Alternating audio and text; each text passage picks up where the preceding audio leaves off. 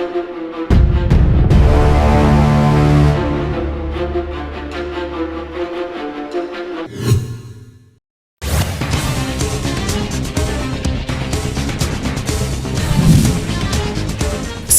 ने जारी किया एग्जाम शेड्यूल। 4 मई को स्टीम इंस्पेक्टर और 18 मई को सिविल जज की परीक्षा। 10 दिन पहले मिलेगा एडमिट कार्ड।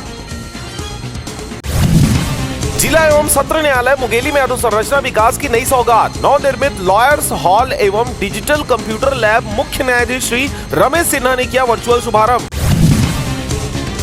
ये कैसा सिस्टम? नियम कहते हैं डिलीवरी के बाद एम्बुलेंस से छोड़ना है घर तक, लेकिन हकीकत प्राइवेट गाड़ी और ऑटो से ही ले जाना मजबूरी।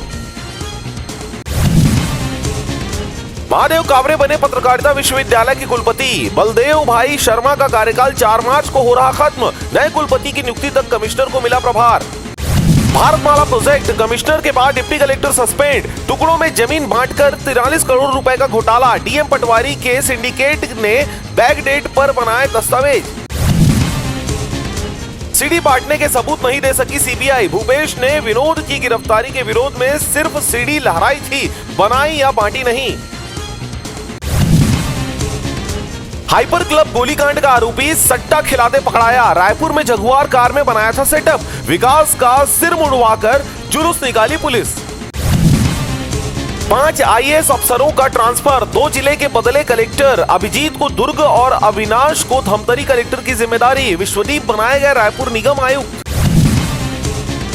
रायपुर में मेयर बदलने के बाद पहला एक्शन। मौधापारा में सालों से जमे कब्जों पर चला बुलडोजर। सड़क किनारे अवैध ठेलों को किया गया जब्त। मंगला से लोधीपारा के बीच बनेगा पुल। मंजूरी के लिए विधायक सुशांत ने की थी पहल। 24 करोड़ 27,52,000 रुपए स्वीकृत। अब उसलापुर से सीधा कोनी पहुंचा जा सकेगा। मल्हार मेले में उमड़ी हजारों की भीड़। खरीदारी के साथ मनोरंजन का बना केंद्र। महाशिवरात्रि पर्व से हुआ प्रारंभ। 15 दिवसीय मेले की रौनक बुधवार को देखने को मिली।